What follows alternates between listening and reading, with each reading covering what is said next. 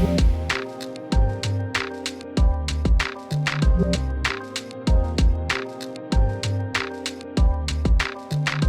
we're here today to talk about is something that I think a lot of people are thinking about. It's weighing on a lot of people's mind. We have an election coming up, and voting, right, the franchise, the right to vote, is really the most fundamental mechanism that all of us have as citizens to participate in our democracy and make sure that our voice is heard. Election day is coming up really fast. It's coming on November 3rd. For many of us who are voting in different ways than going to the ballot on election day is kind of already here. And so what we're going to talk about today is, some things that people have been asking questions about and talking about around the resilience of our election system, right? Will the votes be counted? Will the outcome be fair? Can we trust it? And I think that we have a really wonderful group of panelists here today to help us talk about some of these issues and make sure everybody knows how they can vote and what the state of Idaho in particular is doing to make sure that the election is really secure and safe and fair.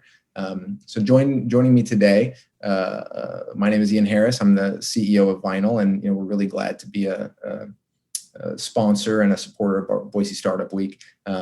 Joining me today, we have Dr. Hoda Mehrpouyan, who's a Ph.D. and a member of the computer science faculty at the College of Engineering at Boise State University. And she's the associate director of the Cyber Lab for Industrial Control Systems. We also have Chad Houck, who's the Chief Deputy Secretary of State at the state of Idaho. So welcome to you both. Thanks for being here. Thanks, Ian. Thank you. People asking a lot of questions about, voting, is it safe? Is it secure? So let's just maybe jump right into it. One of the big issues that people have been talking about has to do with the safety of voting by mail and absentee ballots. I know that Idaho, I think, has accepted absentee ballots since the 1970s. Recently, if you look at, FBI Director Christopher Wray talking in front of Congress in September, he said that the FBI sees no evidence of sort of widespread coordinated national voter fraud efforts or anything like that. And quite frankly, even if somebody tried to do it, I think it would be pretty hard for them to do. Chad, you were quoted, I think, recently in the Idaho Statesman saying that your office wasn't, overly concerned about potential problems with mail-in ballots. And I think it's because of sort of the systems and checks that you have put in place. Can you talk to us a little bit about that? Sure, Ian, thanks. And again, thanks to Boise Startup Week for making this possible. The absentee ballot process, as you mentioned, is something that's been in place in Idaho since the 70s.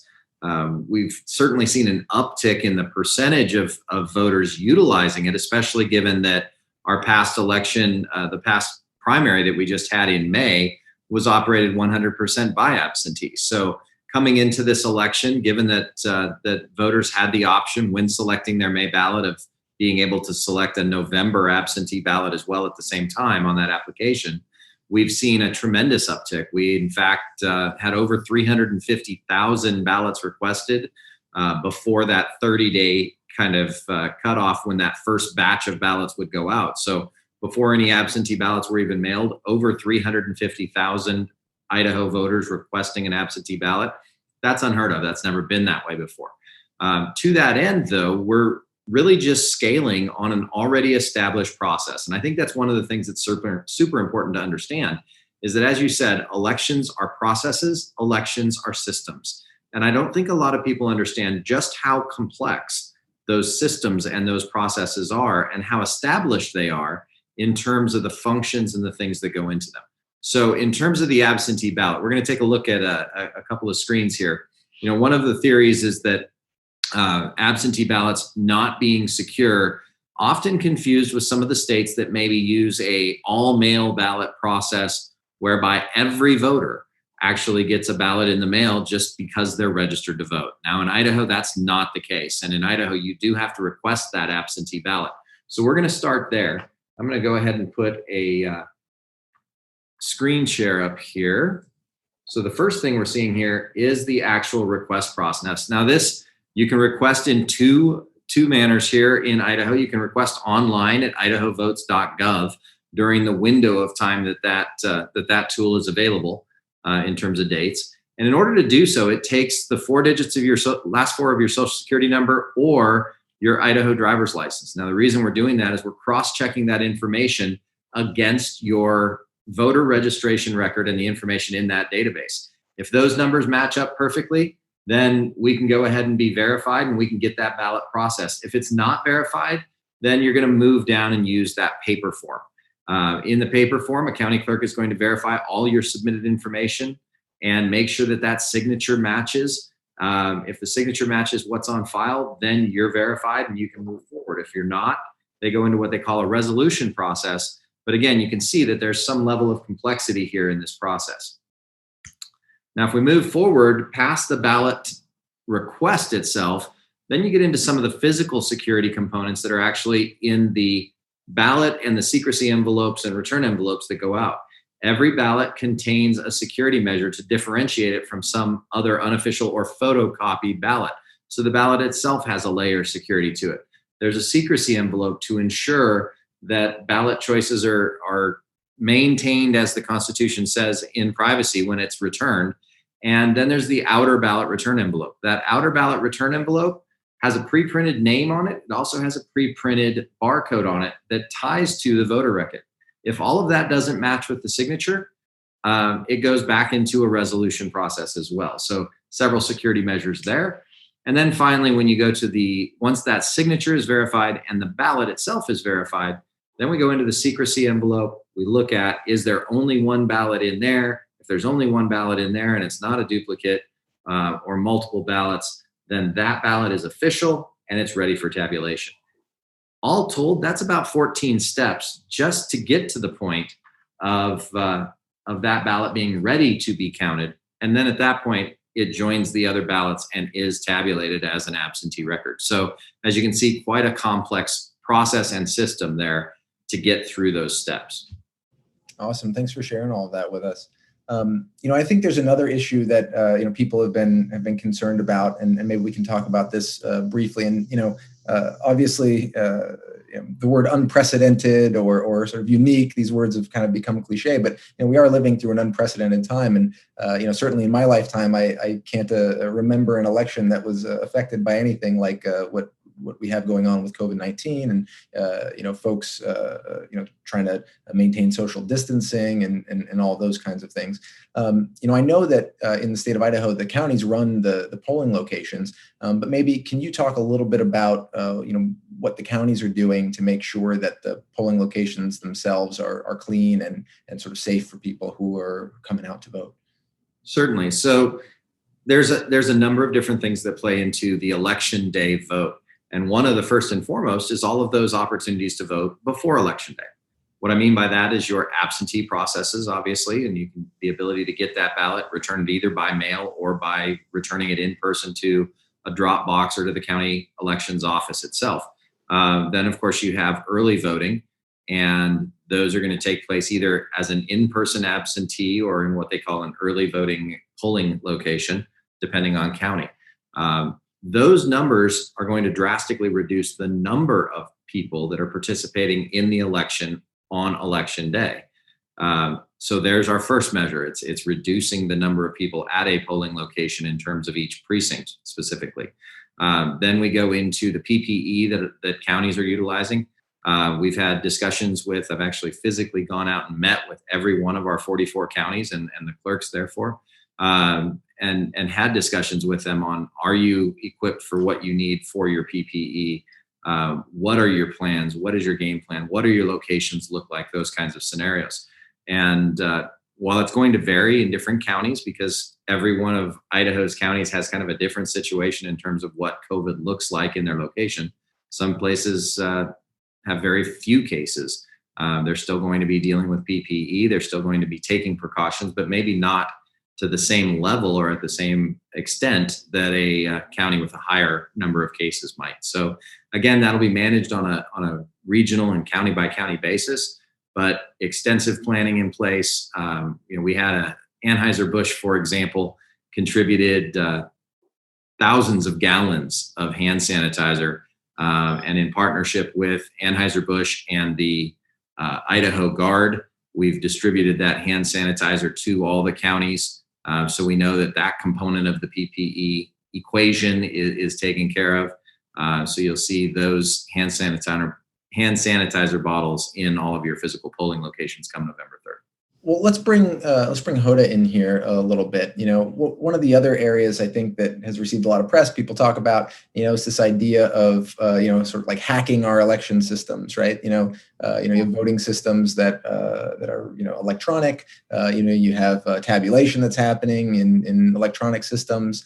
This idea that some foreign government or actor, some hacker is going to go in there and mess with the results.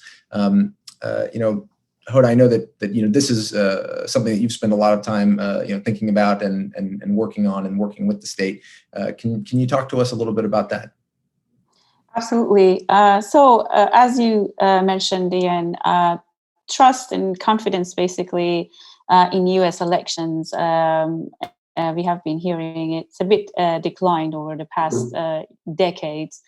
And there are different factors basically contributing to this. And as you mentioned, one is about the foreign interferences in U.S. election. And as we are more relying on social media for news and recent events, we have the threat of disinformation and unfortunately false news travels faster than reliable news, and although there is a smaller percentage of false news online, however, there is this fear of how could that impact election results and outcomes for that.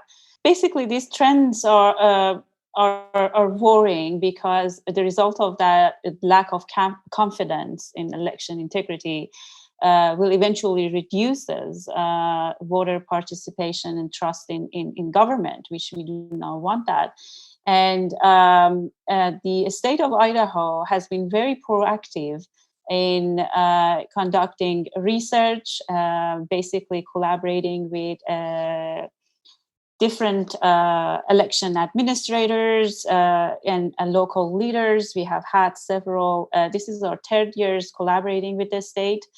So we are conducting, training, and we recently have established a center. We call it INSURE. It's the Idaho Election Cybersecurity Center, which will conduct research in the area of how can we basically identify disinformation in social media and be able to actively inform users. And we have been using, we have been investing in tools and algorithms to basically identify, detect, and visualize election vulnerability. So we will conduct research in that area to learn from events that has happened previously and provide information. And as a result of that, a better decision-making process at different levels. So that's what we have been doing, and we have a very strong relationship with the state. So yes, there are different angles, there are different issues, but that's why we basically need more funding and more research and training in this area. We have been talking about critical infrastructure, and election has been identified as a critical infrastructure. And we are seeing more funding that is assigned in this area at the federal level and the state level, and that's great news. If I can jump in, I know that the right now, I think recently the House passed a bill. I think the Senate is thinking about taking it up, having to do with providing some more funding to do this type of research, in particular into security measures in order to coordinate with the state. How is the federal government supporting and funding these types of fortifications and improvements in state election systems? And how has the state of Idaho been involved in that? And do you think it's going far enough? How is that working? Well, Ian, that's a great question. We just recently, back in March, we were actually at a cybersecurity training event, an exercise that was happening out on the West Coast, and working with the D3P project, Defending Digital Democracy project out of Harvard University, the Kennedy School there. And they were one of, in fact, Boise State was our partner in helping bring that D3P project to Idaho, and part of doing the cybersecurity training that we've done here in Idaho with Idaho's 44 counties and the clerks and election directors in those counties. But we were out at that particular exercise when we found out that we were going to be receiving in the area of $3.6 million in COVID funds through the CARES Act, directly distributed through the Elections Assistance Commission under the Help America Vote Act. As soon as we got back, we started looking at how we could utilize those dollars well. We made the decision to invest $2.4 million of that funding into the counties to help cover the cost of both the May primary and this November election under the COVID pandemic. And in that process, that was part of why we did the traveling around to the 44 counties to help make sure that we were making the smartest investments we could collectively at the endpoints of the network that constitutes the election structure of the Idaho election system, so that the entire ecosystem as a whole was at least coming up to certain baselines. So we actually had all of the counties do a cyber evaluation survey. We've had all of the counties engage with the Department of Homeland Security and with CISA, the Cybersecurity and Infrastructure Security Administration, to engage in cyber hygiene scanning. And we see those baseline tests and those scan results come back not only to the IT directors at the county level, but to our security specialists at the Secretary of State's office. So there's a significant shift that has played out both in terms of resources coming from the Department of Homeland Security and financial resources coming through some of the legislative acts like the CARES Act and the Help America Vote Act. All told, we've been able to invest over $3.9 million in infrastructure here in Idaho just through the counties in the last relatively 9 months. And how are you at Boise State University collaborating with the state on some of these programs? We have been, this is our third year collaborating with a Secretary of State, and we have between 20 to 30 undergraduate, graduate students that helped out with the tabletop exercises with collaboration with the election administrators and local leaders, election risk and cyber risk and all of that. We have been able to include our students, especially when, at the undergraduate level, everything is very theoretical. We have been able to show in action and how these cyber risk could play an important impact, and so it has been very good for our students to get involved and be able to participate. As a result of what Secretary of State has done and all the funding that we have been able to get from them and get the information that they have provided us, we have been able to kind of start this multidisciplinary research with political science, computer science, and we want to take this a little bit further and hire graduate students and continue this collaboration. That's how we have been involved and working with them. Ian, our relationship with Boise State has opened up some opportunities for us to do things that we otherwise would never have. Both the time and the funding effort, energy within our office to be able to do. I have a tremendously talented IT team and I have a great cybersecurity team, but there's things that we just, in the process of doing our day-to-day operations, that wouldn't get on the plate. And, recently we were able to come back from that exercise on the East Coast and bring an idea to Hoda and her team and actually launch this communication tool that we're working on now that's really based in some of the tactics utilized by special forces commanders. It's called a battle staff, kind of a battle staff communication dashboard that brings situational awareness to elections.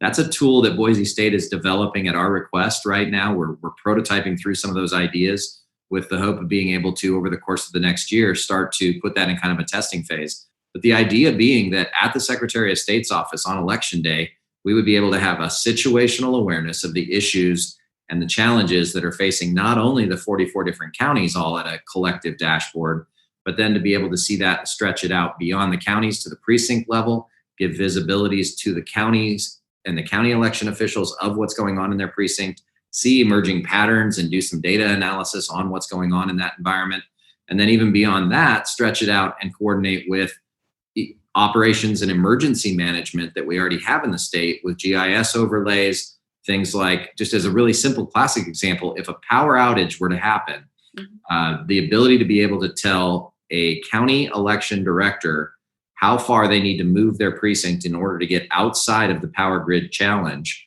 or the traffic flows that are going to impact their movements and what they need to do that way. All of that information is in our emergency management system. It's just not yet networked into the state election system because it's never been a communication data point that we've considered. And now that we have Boise State with the ability to play with those kinds of things, we can start looking at those kinds of things in a prototype form where my team would never have the time to develop that. So I hear, undergraduate students are involved in some of these efforts. Graduate students are getting involved in these efforts. We have, researchers and professors involved in these efforts. We've got, folks at the county level that are involved in these efforts, folks at the state level. We got funding coming in from the federal government.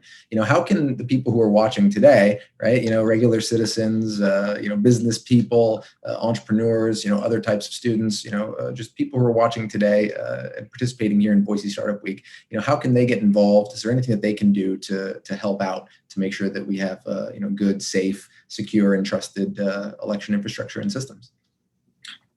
Well, Ian, from the start there, one of the things that's the most important in the election system is the fact that it is at the end of the day, it's a human-driven system. And a lot of the things that we try and do are there to try and mitigate the human factor in there to some degree. But at the end of the day, one of the strongest things in the security of our election system in Idaho is that every vote is reduced to a paper ballot. The audit trail of every failure of every system falls back to a paper ballot. And those paper ballots are handled by individual people.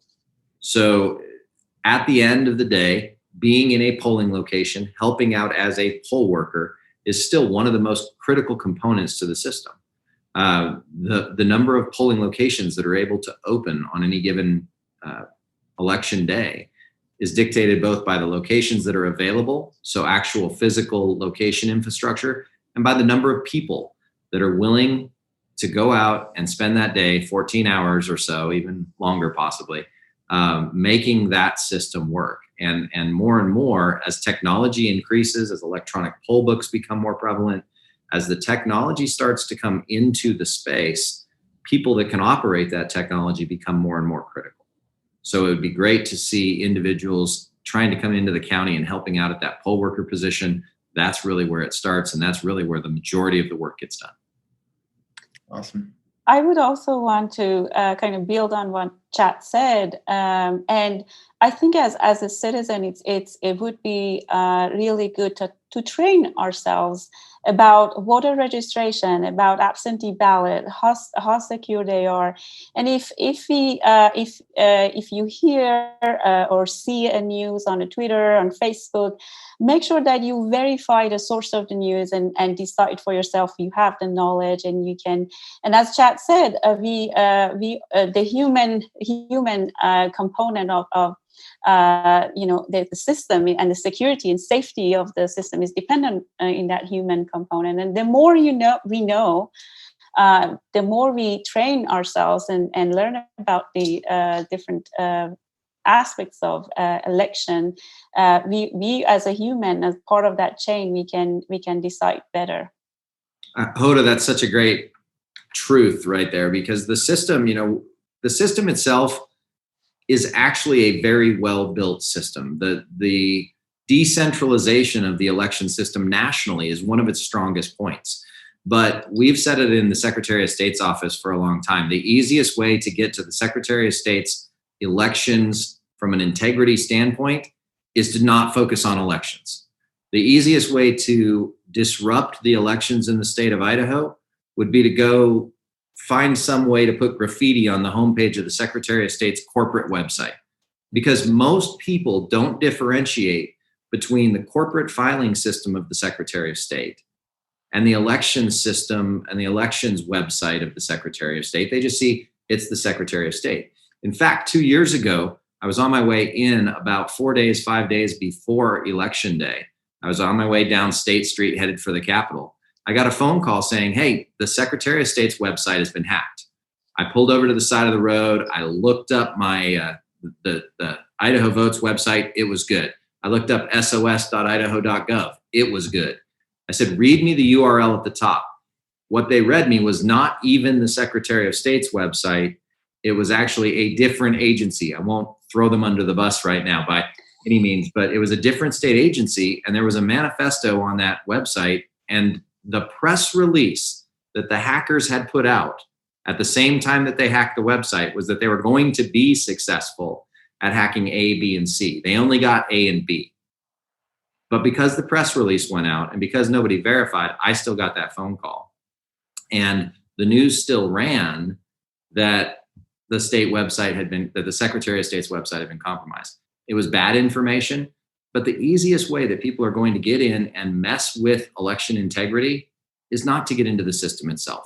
It's going to be through misinformation, disinformation. It's going to be through systems that don't actually impact the vote, but impact people's belief in the integrity of that vote.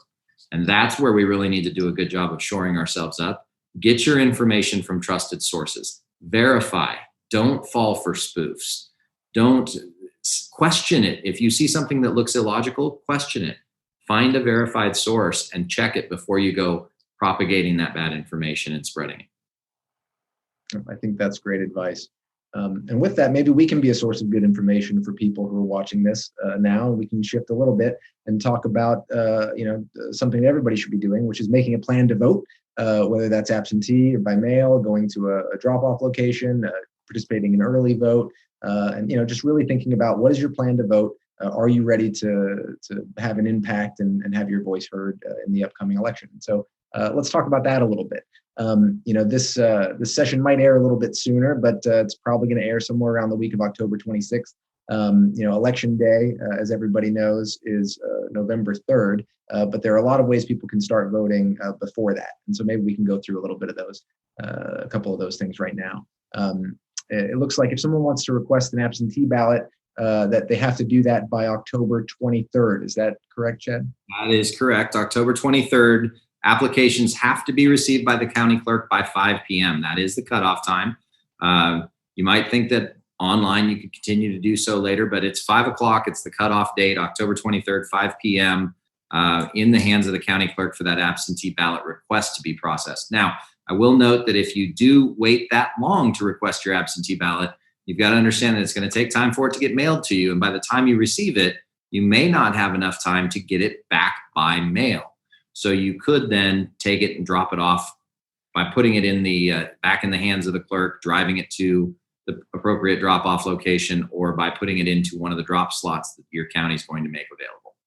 Gotcha. And so on that note, we have, I think, October 19th in-person early and absentee voting opens up, or at least that's the earliest date that it can open up, depending so some on. Counties may open it earlier than that, but if you're going to provide in-person early voting, you have to have that open no later than October 19th. I know Ada County does plan to open on October 13th, Monday. That October 12th is actually a holiday. It's Columbus Day. So they won't be there that day. But October 13th on that Tuesday, Ada County is going to open. Canyon County is going to be opening one of their 5 locations on that particular day. So that early voting will be open. Those go on a county by county basis. Check with your local county clerk to find out what that looks like in your county. Okay, and then I think October 30th is the deadline, right, for in-person absentee early voting. So whenever they open, October 30th at 5 p.m., that's the last date. Is that correct? Absolutely, that's correct. And that's that Friday right before November 3rd, Election Tuesday. Right, and so it brings us to November 3rd. And then I think we have absentee ballot return deadline. So anybody who's dropping it off has to drop it off by the county clerk by 8 p.m. Is that correct? So it's the same thing that they deal with your taxes. It's postmarked by midnight for your taxes. Well, with elections, we don't deal with postmarks. You have to have that in the hands of the clerk, which means in the drop box, there will be a county official standing by those drop boxes to take that box and empty it at 8 o'clock. So make sure you have it in that drop box by 8 o'clock or across the desk into the hands of the clerk if the office is taking it that way. But you can find out what that is in your county ahead of time, obviously. You can drop it off ahead of that time, but no later than 8 o'clock on election night. That's when polls close, and that's when absentee ballots have to be in as well. So let's just say that again. I have an absentee ballot. I throw it in the mail the day before on November 2nd. Should I feel confident? I wouldn't. I would actually, in fact, back that all the way up to maybe October 23rd. In Idaho, we've had several discussions with the United States Postal Service. We tend to deal with all elections mail as first-class mail. And the first-class delivery expectancy in Idaho is 2 to 5 days. So if you kind of do the math on that, if you're mailing that any later than the 26th, you're pushing that limit. That's your call. You can certainly do so, but just know that if it doesn't get in the hands of the clerk, if it isn't delivered on the 3rd before polls close at 8 p.m., that ballot's not going to be counted. Postmark does not matter. It's got to be in the hands of the clerk. You don't want to be dropping off an absentee ballot at a precinct. They do have specified, and the reason for that is they've got to process that signature on the absentee ballot. So that's going to be processed at an elections office, most likely. Those drop boxes accordingly are at those offices most often. Got it. Awesome. And so if anybody has questions about this, if this isn't something, if they didn't follow all of this, they didn't have a piece of paper and a pen to write down all the ins and outs that we just went through, where can people get more information about all of this? So by the time we get right down to that last week before the election, your best resource is going to be your local county clerk, because there are so many variables by county on how things are handled, on what addresses things are at, et cetera. So the first place I would drive folks is to their county clerk and to their county clerk's elections section of their website if they have that information up there. If you can't find it there, reach out to us at idahovotes.gov. That's idahovotes.gov. And we will, in our office, help you get the right information, get you taken care of. Awesome. All right. Well, thank you so much for joining me today and having this discussion. Like we said at the beginning, there's nothing more important that we can do to take part in our democracy than to do that fundamental thing and vote. And so again, for all of you watching, please vote. Please take part in this election. And for those of you that joined us today to discuss this, thank you so much for all the efforts that you've put in to make sure that we have a resilient election.